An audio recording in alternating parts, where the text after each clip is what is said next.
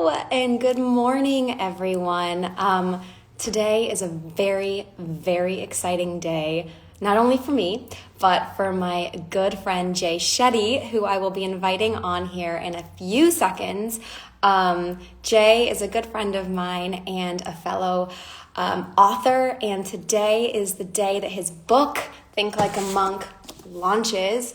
And if you guys know me well, you know that I've been getting into so much reading during quarantine. And most of it is about how to deal with anxiety and stress and self-reflection and finding oneself and figuring out the meaning of what's greater than ourselves and feeling confident and loving oneself. And Jay's book is a game changer. If you guys haven't ordered it already, I was going to say pre-ordered, but it's out today. If you haven't ordered it already, please do so now, because it really is one of my new favorites, and there's just so many mantras to live by. So I am going to invite Jay now to talk to us about his new book. Here we go. Let's see. I've just invited him. Waiting. No, but seriously, you guys need. Oh, Yay! Lily, you're just the best. Thank you so much. You've literally made my day. This is the first thing I'm doing today for my book launch, Oh and my God. I'm so excited. Thank you I'm for so celebrating with me. excited. Thank you so much for allowing me to talk to you, and thank you for giving this to me early. I'm not even kidding. I told you my boyfriend told me this, but I just turned back into a student. All of these pages are just notes, notes of life lessons that some things I wanted to talk to you about today, and some things I was just like, I need to remember this for my own peace of mind so that I don't feel like I'm going crazy, and I can just reference page 47 when he said, but truly it's a game changer, and it's been such a lifeline for me the last couple of days of reading it, and I know for forever to come. So thank you so much. Oh no, thank you. I'm genuinely so touched that you're literally like the ideal reader, like someone who's making notes and highlighting things. And I love that picture of you by the beach that you Oh shared of you just reading, and it just looks so peaceful. And I was just like, yeah. wow, it's so beautiful. But you're amazing, and I'm so grateful that we connected this year. Me too. Oh my God, truly. It's been like one of the highlights of my quarantine period it really brought us together, which is so incredible. And I wanted to you posted, I think it was for your birthday, a picture of you and then you as a monk. Yeah. That throwback was because I'm reading it and I'm reading your stories about your experience, to see a visual of you in your orange robes, it really hit home to me of how far you've traveled since then. And I just wanted to know, when you see that picture of yourself, do you heavily associate with the person you see in that picture? And I'm just also, just for people watching, what is the monk mindset? Because when you look at that picture, you go, oh, he looks like a monk. And then you look now and you're like, but he's still a monk, but he's not wearing the orange robe. So it's what do you describe as the monk mindset, and that photo? What does it resonate to you? Absolutely. So yeah, when I really had to dig hard to find pictures because we didn't take a lot of selfies as I much. can imagine. And you don't really video journal your life. So I've really done, Right. I have all of 2 or 3 pictures from that time, and I've been sharing them because I look back at them and just think about how grateful I am for that time that I gained and that time that I had to go so deep. So when I look at that, I actually look at the person that I am, and I feel like I'm the same person, and I've just become more and more a true, authentic, real version of myself. And that's with all my flaws, all my mistakes, all my realities, all my imperfections, but just becoming more and more accepting and knowing of all of them. Mm. And that's what I see in that transition. And with the monk mindset, when you ask what is the monk mindset, to understand the monk mindset, we have to understand the monkey mind. And so in the That was introduction, interesting. Yeah. so in the introduction of the book, I talk about the monkey mind, and this is the mind that we can all relate to. So the monkey mind is always complaining, comparing. It can be critical. Sometimes it can be self-critical. The monkey mind is always jumping from branch to branch, trying to find the next best thing. It's always looking for instant gratification. And Mhm. so the monk mindset is the mindset that is calm, the mindset that is peaceful, the mindset that is intentional, and the mindset that is trying to help us move towards our best self. So in a very quick answer. That's the monk mindset. And the reason why I chose to focus on studying monks is because if we look at any field in the world, Lily, if you want to be the best tennis player, you'd want to learn from Serena Williams. Or if you wanted to be the best business person, you'd want to learn from Jeff Bezos or whoever it may be. And so if you want to learn about mastering your mind, which is where we feel our emotions, which is where we experience pain, where we experience love, then mastering the mind is something that monks have dedicated their whole life to. Right, right. And it was interesting because you said, when we were talking about how to live your most authentic self, and that's what you've been striving towards, you said that when you live your most authentic self, sometimes your relationships will be put in jeopardy. Losing them is a risk worth bearing. Finding a way to keep them in your life is a challenge worth taking on. And I thought that was so interesting because right now during quarantine, I know myself and so many of my friends that I've talked to have been going through this form of like an identity crisis of, you know, who am I when stripped of seeing my friends, doing my job in the way that I'm used to, having those daily distractions. And you talk a lot about distractions and how silencing exterior distractions actually allows you to finally do what it is that sometimes we all avoid, which is, you know, not listening to those voices outside, but then now having to deal with our voices inside, and dealing with the idea of coming together and finally facing those things. And a lot of those things come out in fear. And you talk about your relationship with fear and how it's so important to have a close relationship with fear in order to kind of disassociate from them. So can you describe to people why it's so important to almost bring your fears closer so you can have a better understanding and then you can like let go of them? Because it seems like an oxymoron of sorts. Yeah. Do you know how wonderful it is for me to be speaking about you with this, because you've just so deeply understood and studied the book, and I'm just like, Oh Lily, my you God, should explain it. You're like amazing. You're like, you've completely. So as Lily explained in the chapter that's dedicated to fear, and I really believe that fear is almost the root of anxiety. So if you're someone out there right now and you're watching this and you're thinking, I deal with a lot of anxiety, or you're thinking you deal with a lot of pressure or a lot of stress, then a lot of the root of that is a fear. And there could be a hidden fear about something that you've forgotten or something that happened in the past that maybe you've even tried to forget. Mm-hmm. And the interesting thing about fears is that they just build up the more we ignore them. So almost like a pain in the body, or even like a pain in our mind, is trying to get our attention. So if you think about, my friends have had a baby during quarantine, and their baby's so handsome and so cute, and he's about 6 months old now. And it's like, if he wants something, and he barely cries, like he never cries, but if he wants something, the only way babies can tell you that they want your attention is by crying. Right. And so our fears or our anxiety is trying to get our attention. So when we try and distract ourselves from our fear, or we try and avoid it, or we try and numb it, we're actually making it harder to overcome our fear, because what it's asking for is our presence. Now, I'm not saying that when you're feeling anxious, you have to dive straight into it. But when you've got a bit of space, you've got a bit of stillness, it's really important to go back to it and say, well, what am I really scared of? Why is this fear there? And the more you start to understand and unravel your fear, you get to the root of what's really affecting you, Right. rather than just letting it be there in the background and then trying to forget about it. But it's just building away slowly. And that's a lot harder to deal with.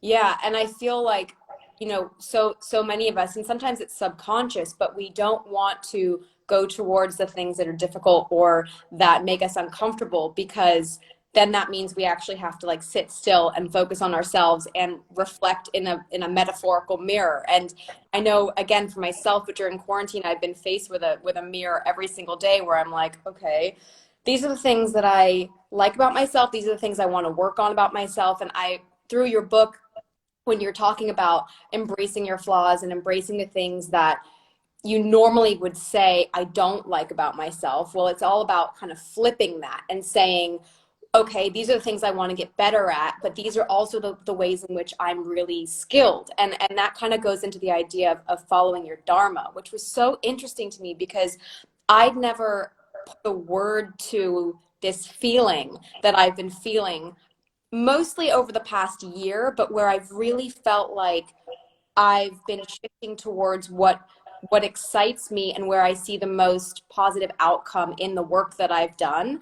And the idea of following your Dharma, and you had this story about as a kid when you went and did was it at school when you went and spoke, and it was so, I was, oh my God, I was so heartbroken for you when everyone was laughing at you and your outfit, but your experience of having a bad experience public speaking, but then, you know, going and continuing to do it when you were older, and then realizing, wait, I actually want to take knowledge and bring it to more people and make it go viral, and that's what I want to do. And that's so the idea of Dharma and mastering the mind. Can you speak a little bit about what your calling is and how people can maybe find it, and what Dharma means? Because I think if everyone focused more on following their Dharma, like you said, they would feel more whole and content, and as well as people receiving what it is that they were giving them.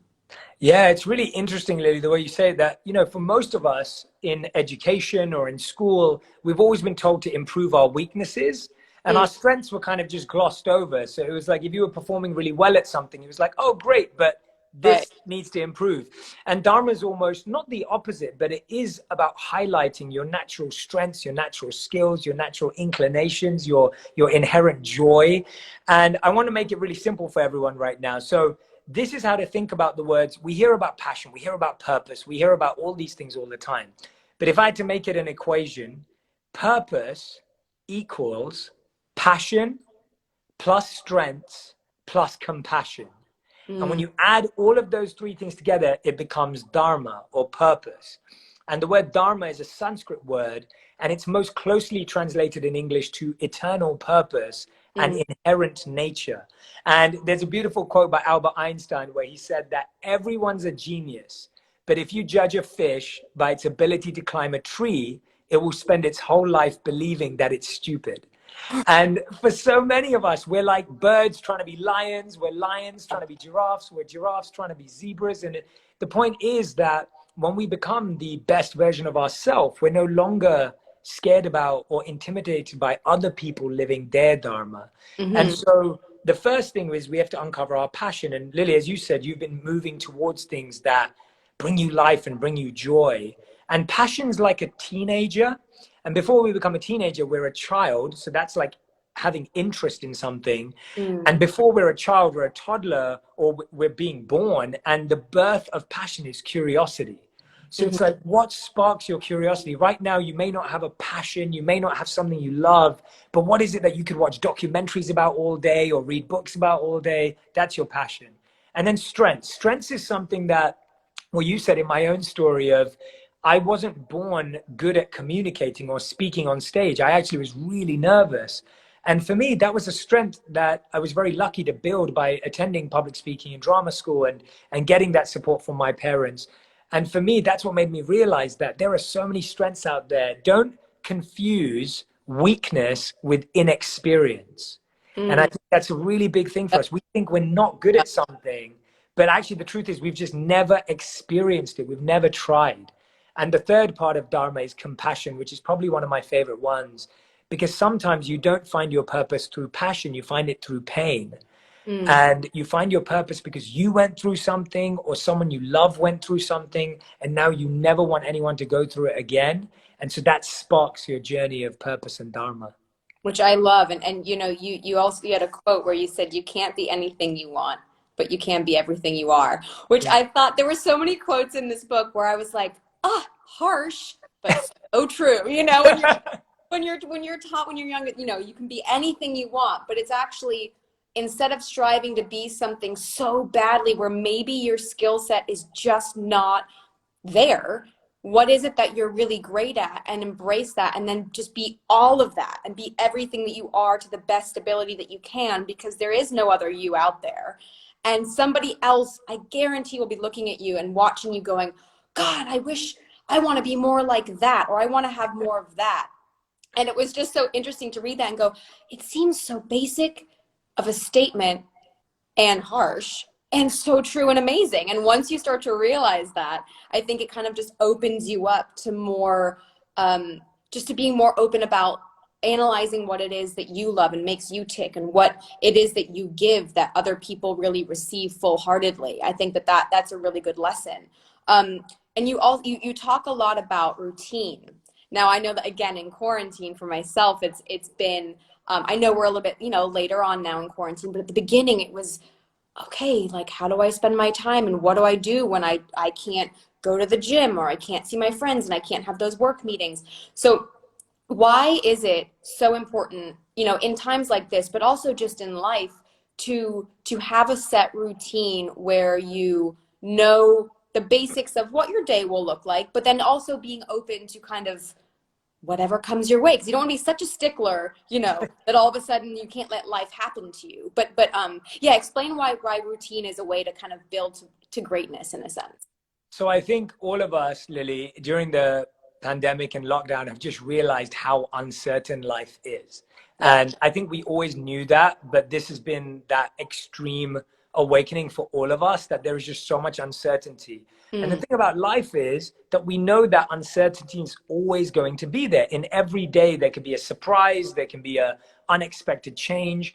And so having a routine gives you certainty in uncertainty.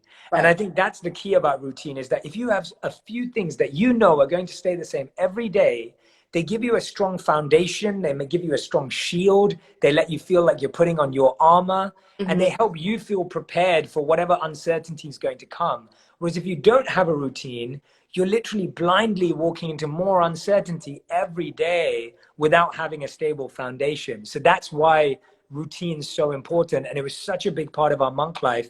And by the way, just remember, routine doesn't mean you don't have spontaneity. Right. Routine actually lets you have greater spontaneity because it gives you a stable foundation from which you're operating in a happy, joyful space. And now you can look for the magic in the day. Right, right. And I think part of the idea of allowing yourself to embrace each day with whatever comes is, like, you talk a lot about gratitude. And I know that you and I have spoken about gratitude, and it's something that I've just tried to bring. And I love when you said it's not just about having like #blessed. It's about truly embracing feeling grateful for every moment. And I think sometimes people can say, oh, okay, it's like that's kind of annoying to always see things that way. And what does that not mean that you embrace when things go badly? It's like, no, just remembering that the little moments are things to be cherished. And especially right now where we're grasping for inspiration and creativity and love and light, it's being grateful for things really can change your mindset. And you talk a lot about how important gratitude is. Yeah, when you're present in gratitude, psychologically, you can't be anywhere else. So the mind, there's studies on this, and that's why the book has so much science in it, because I really believe that if you look at the studies on gratitude, it's not a fairy tale concept. It's practical and it's real, that when you're feeling grateful, your mind actually can't be in another state. So Right. gratitude is a state of being. And the example you just gave, Lily, I'm going to ask you a question actually. Name two of your close friends, just whoever you like. Um, And they can be, you can make imaginary friends too if you don't want to name anyone real. Liana, Annie. Liana. Okay, Liana and Annie. I have a disclaimer that anything I say about Liana and Annie from this point forward is not true. I do not know them, and this does not reflect their real character. Just putting it out there. Got it. So let's say, Lily, that after this is all over, you throw a party for your friends at your home, and everyone comes over, and you spend time together, and Liana and Annie send you a message the next day to thank you. So Liana messages you, and she said, "Hey, Lily, had a great time. Thank you." Right? That's her message. And then Annie messages you, and Annie says, "Lily, that party was amazing. The food was incredible. I loved seeing your family and your friends. Your home is just stunning. And oh, we just had so much fun. And the games were just, we need to do this again. We need to do this again." Yeah. So you've got those two messages. Now, Lily, you're a very grateful person, so you're grateful to both of them. But tell me which one fills you with more joy. Yeah. Specificity of why they enjoyed it, and the really in-depth detail of like, oh, this person remembers exactly why they had fun. I totally get that. Yeah. Exactly. So not only does that gratitude make you happier, the science suggests that gratitude even makes the giver of gratitude happier. So when we're specific about giving gratitude, not only do we build a better relationship with the people we love, but we also feel happier. And that's why I think if everyone took out a moment in their day and just found one person to be grateful for today, and don't just feel it and experience it, go and tell them, send them a voice note, send them a message, send them an email, a text, whatever you need to do.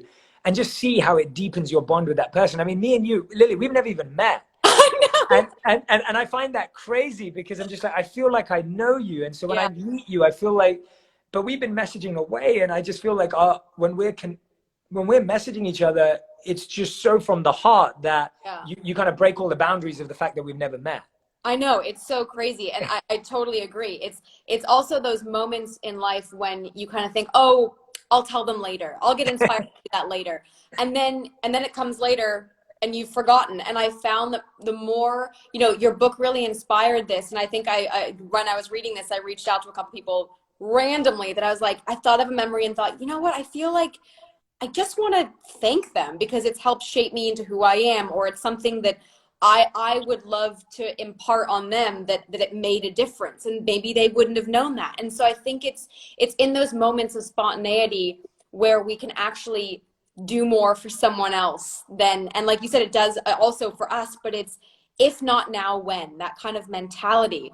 And I love that. you do in your book and in your podcast, which I find different than other books of this nature that I've read, and podcasts, is that you do include science. You include like logical, methodical, scientific, as well as emotional, historic, psychological information. And so it's really hard for someone to kind of read this and go like, but is it based in like, you know what I mean? Like you really incorporate all types of thinkers. And it's so interesting because I wrote down so many different studies that I want to go back and look at. And it's so incredible when you do actually put the science to the emotional side of things. It's mind, body, soul connection actually makes sense in a whole new way.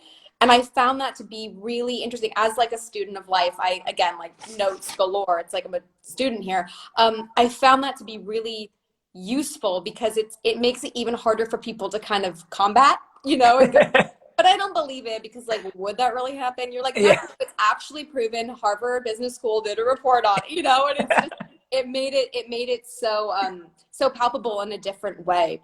Yeah.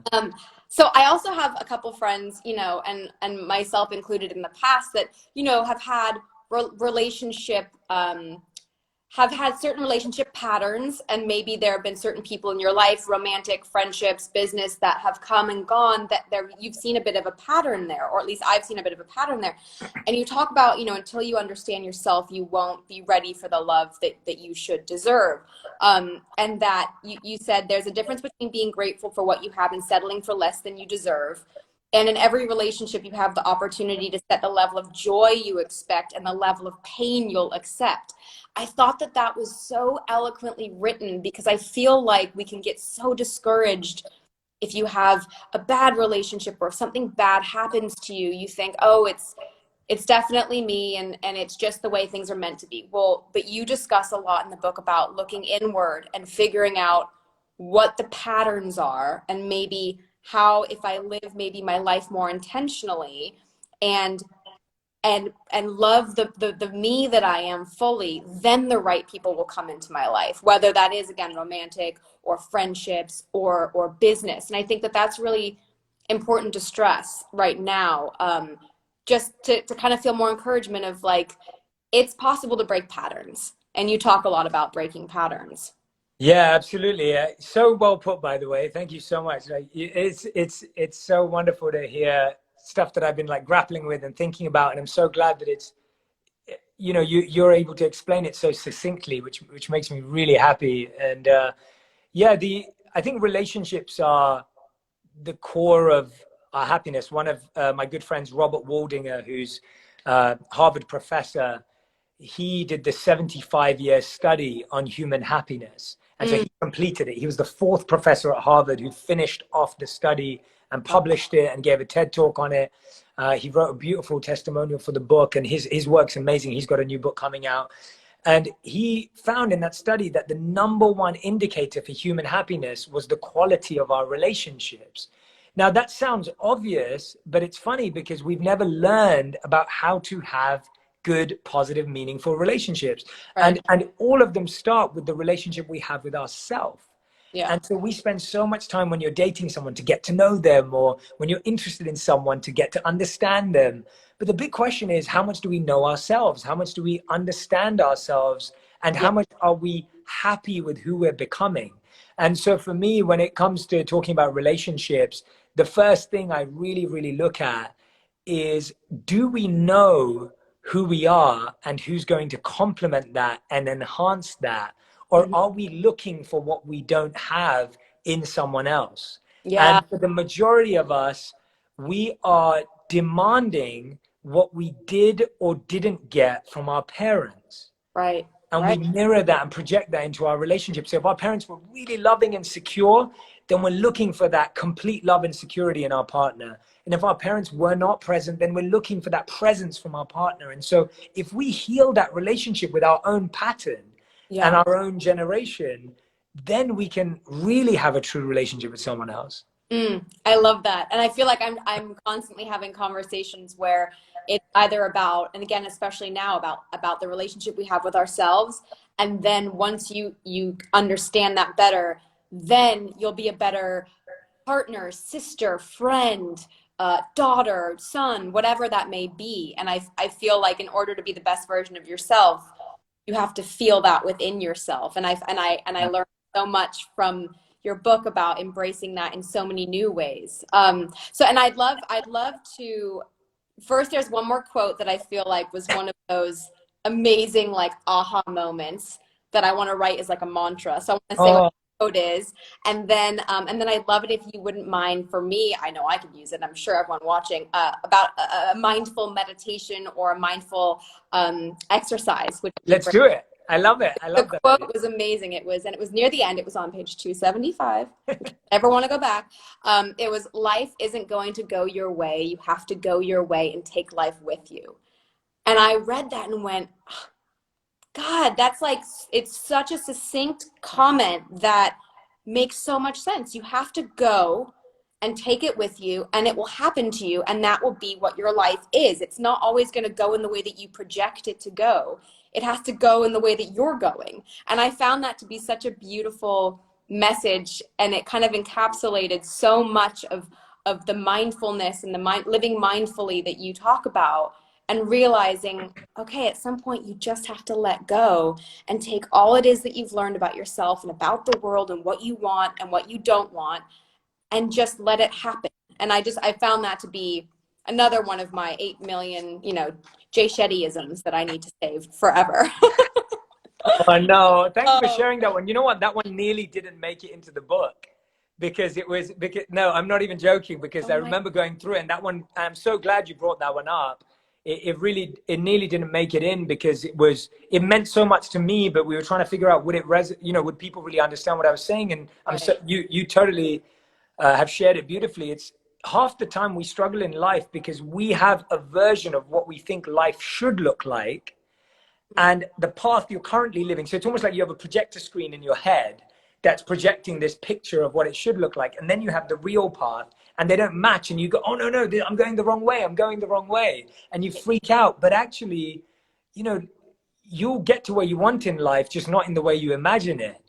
And we have to disconnect and detach from how we think life should look, and Yeah. then actually live it the way it is. And like you said, that just you take it with you. And I think if we can learn to do that, and I can honestly say that in my life, that the book was meant to come out in April, and it got pushed back. And I don't even think I'd met you before. I don't think we'd even connected. Matt, So doing the weed. correct. The We Day, Yeah, yeah. yeah. And I think that was like at the beginning of the pandemic, maybe, Yeah, or near the beginning. I think it was either late April, or it might have been May, because it was when yeah, school was finishing for graduation, and it was, yeah. totally. And so if I just think about it for a second, my book was meant to come out before I knew you. Today I'm here with you, thanks to you, and my heart is full of humility and gratitude and love for you. You're just one of the sweetest people I've ever met, and I wouldn't be doing this with you today if all of this hadn't had Uh, happened. And I just always look back at life and just try and think, what would I have missed had mhm. this challenge not arose? And when you ask yourself that, you start noticing that there are just so many gifts. So yeah, Yeah, thank you for pointing that one out. And yes, I would love to share a meditation. please, yes. Okay, so what I'm going to do is I'm also going to play some music because I like having some. Let's do You this. talk about sound and how important sound is. Oh, absolutely, absolutely. Sound is, I actually think that more of us can do a better job of sound designing our life. And 1 second, I am just preparing this to get this right. Thank you, everyone, for your patience who's going to join in with us. Okay, let's see if that works. Awesome. Okay, so all I'm going to ask everyone to do, whether you've meditated before, you haven't, all you have to do is follow along. And you can do this wherever you are, apart from if you're driving. That's the only place you're not allowed to do this when you shouldn't be watching this anyway. But apart from that, you can be anywhere in your home. Just find a quiet space. You can just have your phone in front of you, but you're going to close your eyes in a moment. And I just want you to be comfortable. So don't try and be really erect or really straight, or just be comfortable and be in a comfortable environment. If you need to move while you do it, that's fine. So I'm going to ask everyone, including Lily, to close their eyes, and I'll close my eyes too. And Lily, give me a thumbs up when you can hear the music. Okay.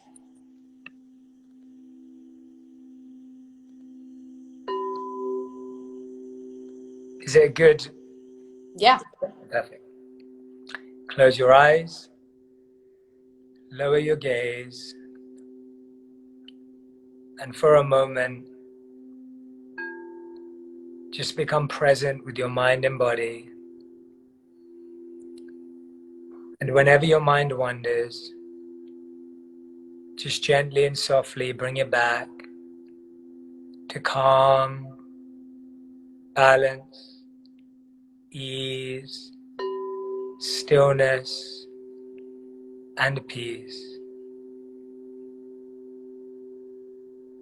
Whenever a thought arises, let it come and go, but just bring your awareness to calm, balance, ease, stillness, and peace. Place your right palm on your heart and repeat after me. I am exactly where I need to be. I am exactly where I need to be. And when you say this, try and believe it in your body, mean it in your mind, and feel it in your heart. Once more, I am exactly where I'm meant to be. I am exactly where I'm meant to be. And let's say it once more. Repeat after me. I am exactly where I need to be. I am exactly where I need to be. So many times in our life, we feel we're ahead, we feel we're behind, we feel like we're catching up. But when we just accept that all the power is in the present and that we are perfectly placed and positioned, we can truly reach our potential. Become aware of your natural breathing pattern. Breathe in and raise your shoulders up and back. Breathe out and roll them back and down.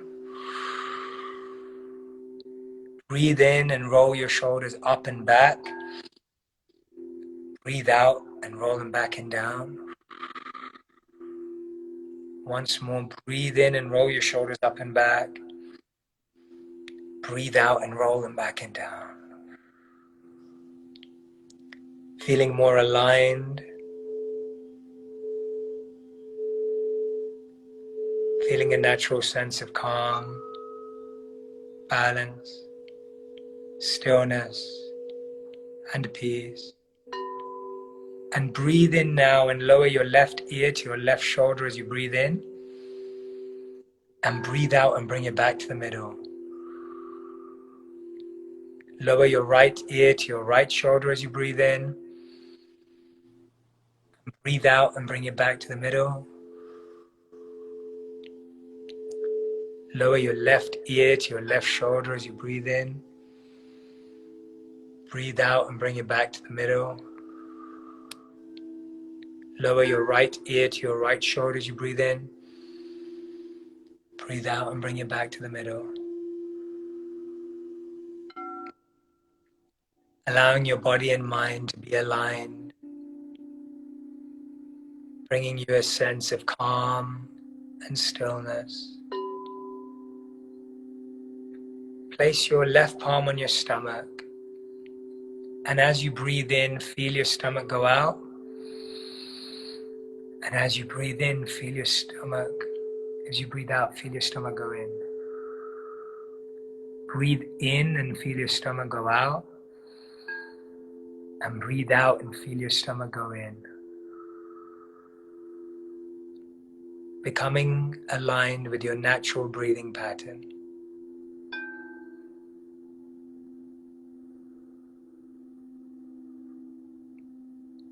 Become aware of how the air enters in through your nose, how it leaves through your body, how your feet are on your bed or on your ground, how your back is in the chair or on your bed.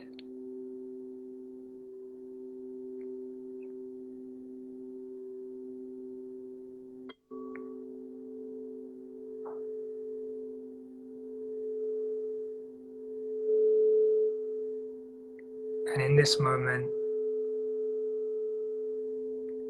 repeat with your right hand on your heart, I am healing.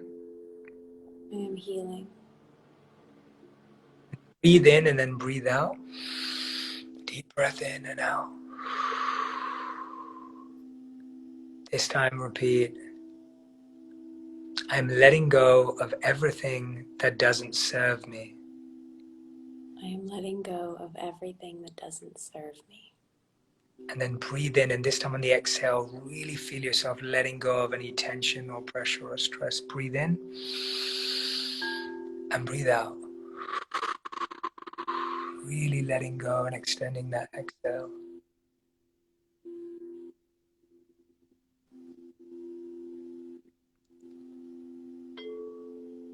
And when you're ready,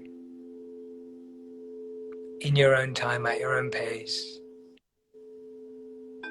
when you're ready, you can gently and softly open your eyes.